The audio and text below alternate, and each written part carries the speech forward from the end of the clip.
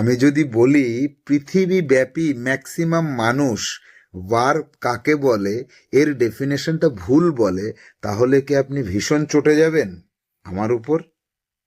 আমি যদি বলি পৃথিবীব্যাপী ম্যাক্সিমাম মানুষ ভার্বের ডেফিনেশনটা অর্ধেকটা বলে আর অর্ধেকটা বলে না, এবং একটা জায়গায় 99% মানুষ ভুল বলে, প্রচণ্ড রেগে যাবেন না আমার পরে?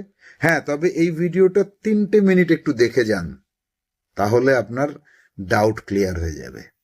ভার্বের ডেফিনেশনে কি আছে? Verb is an action word. Verb দিয়ে অ্যাকশন বোঝানো হয়, যে ওয়ার্ড দ্বারা কাজ করা বোঝানো হয় তাকে ভার্ব বলে। প্রচলিত 70% মানুষ এটাই জানে।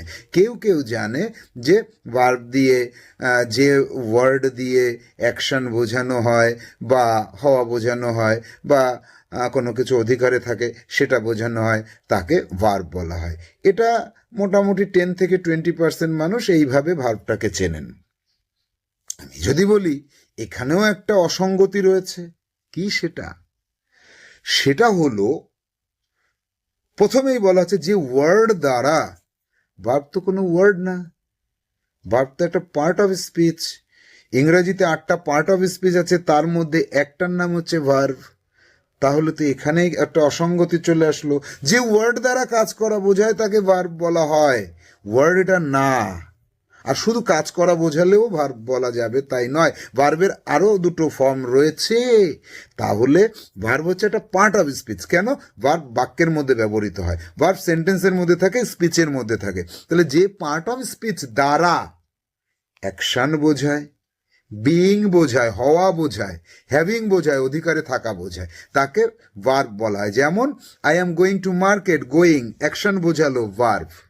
আর I am a boy, am, এটা অ্যাকশন বোঝায়নি, হওয়া বুঝিয়েছে, ভার্ব।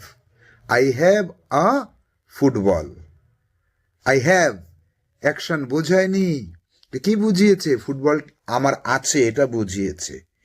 এই পার্ট অফ স্পিচটার নামই হচ্ছে ভার্ব। তাহলে ভার্বের ডেফিনেশনটা আজকের পর থেকে আর কারোর জন্য ভুল না হয়। সেটা কি?